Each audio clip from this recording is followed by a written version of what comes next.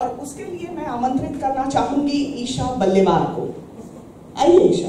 नहीं, अभी तो गाना गा रहे हैं ना। नहीं, उसके बाद सर वो अगर गाना आ गया फिर अच्छा, वो दैट विल पता है। ईशा आइए, एक और माइक होगी इनके लिए। हाँ, ईशा नाटक प्रेमी है, नाट्य प्रेमी है और नाटकों में इन्होंने कई बार भाग लिया है। और मैं खुद भी पिछले 14-15 सालों से नाटक कर रही हूँ, थिएटर कर रही हूँ। तो इसलिए जब मुझे पता चला कि ईशा भी काफ़ी इच्छुक है, तो एक छोटा सा नमूना हम आपके सामने पेश करेंगे। ईशा आ जाइए। ये माइक नहीं चल रहा। स्विच ऑन कर लीजिए, स्विच ऑन। हेलो। हाँ, हो गया। ये खाली करना होगा, नहीं जरूरत नहीं, बिल्कुल नहीं, बस हम आ रहे हैं कि नहीं रिकॉर्ड होना चाहिए। ट्रेडमार्क के साथ में मैं थोड़ा सा नर्वस हूँ, तो आप माइंड मत करिएगा। नहीं, बिल्कुल इधर आ जाइए। कहाँ जा रही हैं आप? हम दोनों फ्रेम में आने चाहिए।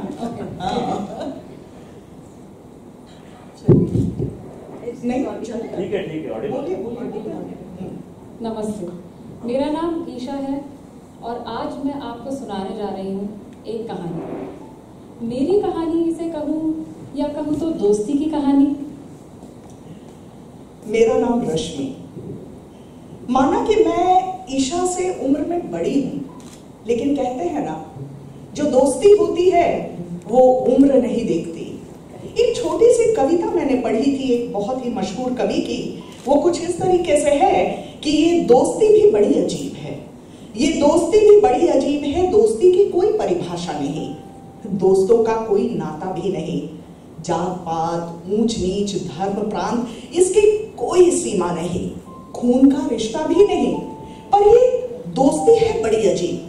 बातें चाहे कम ही हो उनकी, दिल को लगती है बड़ी अजीज।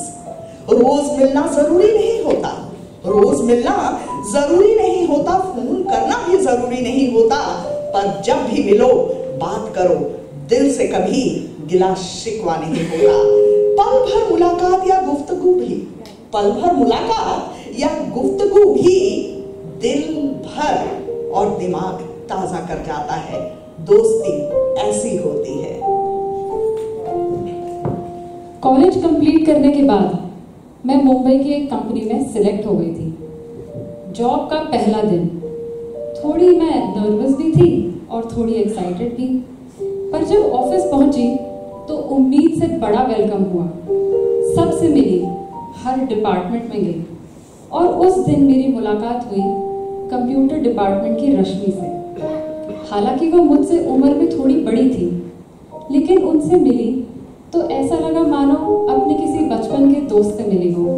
इतना प्यार, इतना अपनापन कि बस पूछो मत। और फिर लंच ब्रेक में रश्मि ने ही मुझसे पूछ लिया, ईशा कहाँ रहती हो तुम? फिलहाल तो अपने भाई के साथ रह रही हूँ, पर जब उसका ट्रांसफर हो जाएगा तो मुझे अपने लिए अकोमोडेशन ढूंढना ही पड़ेगा।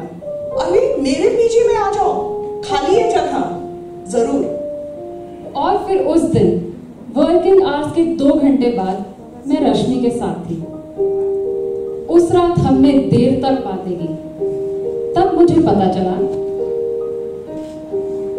मैं रश्मि, मैं मैरिड हूँ और मेरे हस्बैंड जो है रमेश, वो मेरी ही कंपनी में काम करते थे, लेकिन अभी उनका ट्रांसफर नोएडा हो गया है। हाँ, बीच बीच में आते जाते रहते हैं। उस रात बातों में मैंने एक बात नोटिस की। रश्मि का जो लेफ्ट हैंड है वो जरा सा टेढ़ा था। हमारी पहली बार बात हो रही थी तो मैंने पूछना मुनासिब नहीं समझा। अक्सर मैं ऑफिस आवर्स के बाद वर्ली सी फेस टहलने निकल जाती और मुंबई की भागती दौड़ती जिंदगी देखती। इस तरह दिन बीतने लगे। एक दिन जब मैं ऑफिस से लौट रही थी तो मुझे रश्मि का फोन आया। ईशा, मेरा जो लेफ्ट हैंड है ना, बहुत दर्द दे रहा है। मैं डॉक्टर के पास जा रही हूँ, थोड़ा पीजी में आने में ना देर हो जाएगी। तुम ठहरो, मैं भी तुम्हारे साथ आऊंगी। और उस दिन मुझसे रहा ही नहीं गया, तो मैंने रश्मि से पूछा, कैसे हुआ ये? और उसने कहा, ईशा, पता है 3 साल पहले तक मेरा ये हाथ ना नॉर्मल था, पर एक कार एक्सीडेंट में मैंने 2 चीजें खो दी। एक तो मेरे हाथ का शेप और दूसरा मेरा 2 साल का स्टडी बॉयफ्रेंड। क्या? फिर तुम्हारे हस्बैंड? अरे मेरे हस्बैंड, उनका नाम तो रमेश है, उसका नाम राजीव था। और याद है, मैंने सोचा कि कुछ बात करूं उस राजीव से कि क्यों उसने मुझे छोड़ा, लेकिन सच बताऊं, उस दिन मुझे लगा कि वो मेरे गुस्से के लायक भी नहीं है। पर तुम्हारा हस्बैंड फिर? मेरा हस्बैंड रमेश, क्या बताऊं उसके बारे में। जब मैं रिकवर कर रही थी ना, तो मेरे साथ सिर्फ 2 लोग थे, एक तो मेरे मम्मी पापा और दूसरा रमेश। शुरू में ऐसा लगा, और रोज फोन करता, शुरू में ऐसा लगा जैसे कि सिंपैथी दिखा रहा हो, पर धीरे धीरे लगने लगा नहीं, वो रश्मि को रश्मि से मिला रहा था। कहता, रश्मि तुम्हारा दिमाग तो कंप्यूटर से भी तेज चलता है, तुम चाचा चौधरी हो हमारे ऑफिस की। और कुछ महीनों बाद जब ऑफिस ने मुझे दोबारा बुलाया और रमेश ने मुझे प्रपोज किया, मैं मना नहीं कर पाई मैं। रश्मि के बोलते दौरान मैं सोच ही रही थी। फिर मैंने कहा, दोबारा प्यार कर लिया तुमने? और उस पर रश्मि ने जो कहा वो मेरी जिंदगी का सबसे बड़ा सबक बन गया। उसने कहा, ईशा, जानती हो प्यार का क्या है? प्यार तो किसी से भी हो जाता है, पर शादी उसी से करना जिसकी तुम इज्जत करती हो, जो तुम्हारी इज्जत करता है। मैं रमेश की इज्जत करने लगी थी मैं। ये सुन के मेरा दिल धक से रह गया, मानो मुझे मेरी आने वाली जिंदगी के सभी सवालों के जवाब मिल गए। और फिर कुछ सालों बाद जब रश्मि मेरी शादी पे आई, मुझे देखी और मुस्कुराई, और मैंने भी उसकी ओर मुस्कुराते हुए कहा, देखा, आज मैं तुम्हारी बात मान रही हूँ। मैं उसी इंसान से शादी कर रही हूँ जिसकी मैं इज्जत करती हूँ, क्योंकि प्यार का क्या है, प्यार तो हो ही जाता है ना? बिल्कुल सही।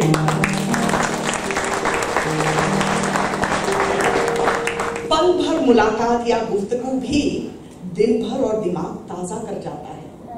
पल भर मुलाकात या गुफ्तगू भी दिल भर दिमाग ताजा कर जाता है। दोस्त जिंदगी में कैसे आए, किस मोड़ पर आए, जरूरी नहीं कुछ समय साथ ही गुजारा हो, बस एक छोटी सी मुलाकात या जरा सी तकरार भरी बात जिंदगी भर के लिए दोस्ती रह जाती है। रिश्तेदारों और दोस्तों में एक खास फर्क होता है। दोस्त कभी हिसाब नहीं रखते और रिश्तेदार कभी हिसाब नहीं भूलते। पर दोस्ती की हर मिसाल पर यह संबंध खरा उतरता है। हर पल साथ होते हैं, लड़ते हैं, झगड़ते हैं, फिर भी सुख दुख में हमेशा साथ ही रहते हैं। ये खुशी और जहां सिर्फ दोस्ती में ही तो दिखती है, ये दोस्ती में ही तो सिर्फ दिखती है। बहुत बहुत धन्यवाद। Thank you so much ma'am. मैं बोलूँगी मैम के साथ रिहर्सल करते टाइम वो इतनी एफ्लुएंट है इन हर वे स्टेज पे प्रेजेंट करने में, तो मुझे काफ़ी नर्वसनेस होती थी कि इनके कुछ बराबर तो स्टेज पे प्रेजेंट किया जाए। Thank you so much ma'am. आज मुझे लग रहा है कि शायद यू स्टोल द शो। इतनी फ्लॉलेस डायलॉग डिलीवरी थी।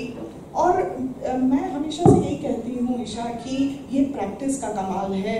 ये 2 दिन में नहीं हुआ। 14 साल जो मैंने नाटक किया है, डांट खाई है स्टेज पर लोगों से, हमारे डायरेक्टर से कि जिंदगी को जिंदगी बोलो, जिंदगी मत बोलो, जर्रा जर्रा बोलो, जर्रा जर्रा बोल के निकल मत जाओ। तो वो एक प्रैक्टिस है।